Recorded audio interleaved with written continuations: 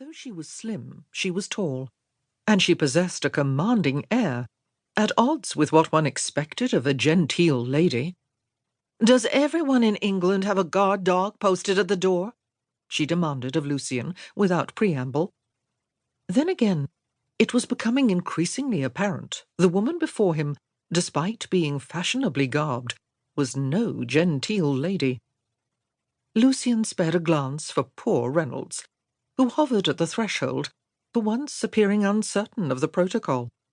To the domestic's credit, it was not a daily occurrence for the butler to be routed, then thoroughly browbeaten by a brash American female.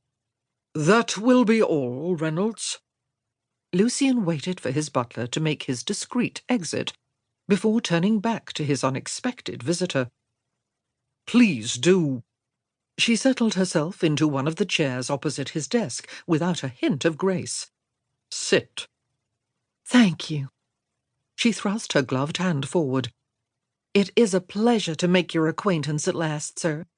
I have heard a great deal about your work." He frowned, staring at her hand.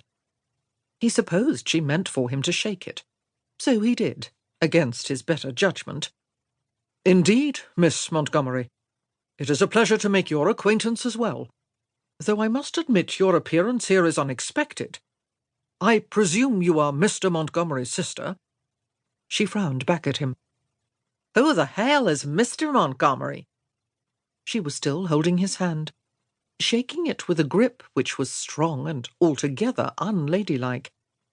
He did not wear gloves, and though she did, the warmth of her skin burned into his. It seemed somehow intimate, too intimate. He extricated himself from her grasp, tamping down the unwanted reaction. What manner of female was this, dressed as a lady, yet unpardonably rude, shockingly pretty, in spite of her abrasive personality? And why had she asked him who Mr. Montgomery was? Or, to be precise, who the hell Mr. Montgomery was? He cleared his throat, feeling rather disconcerted, which was unlike himself. But this astonishing creature had him at sixes and sevens. "Forgive me, Miss Montgomery, but I presumed, since I was to meet with Mr. Montgomery, and you share the fellow's surname, surely the two of you must be familiars, if not relations." Icy blue eyes, studded with long dark lashes, met his unflinchingly. "There is no Mr. Montgomery, Mr. Arden." Mr. Arden?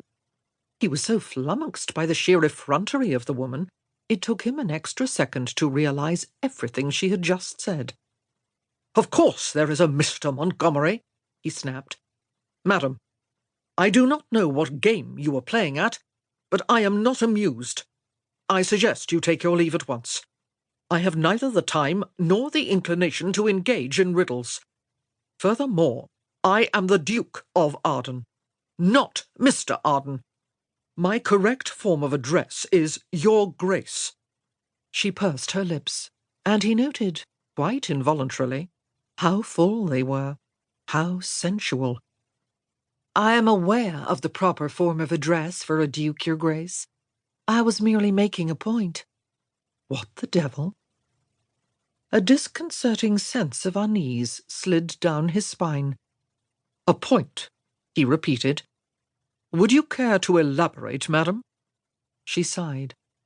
"I am beginning to discover your need for my aid, Your Grace.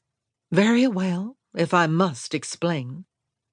I chose the wrong form of address for you, just as you have done for me.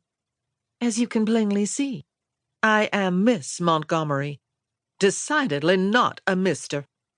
"You are H.E. Montgomery," he said, the unease blossoming, radiating throughout his entire body. She smiled, and damnation if that smile did not hit him, first in the gut, then somewhere distinctively lower. "Miss Hazel Elizabeth Montgomery, Pinkerton agent, at your service." "But you are a woman," he said stupidly. An evident observation, but he could not keep it from bursting forth from him. In all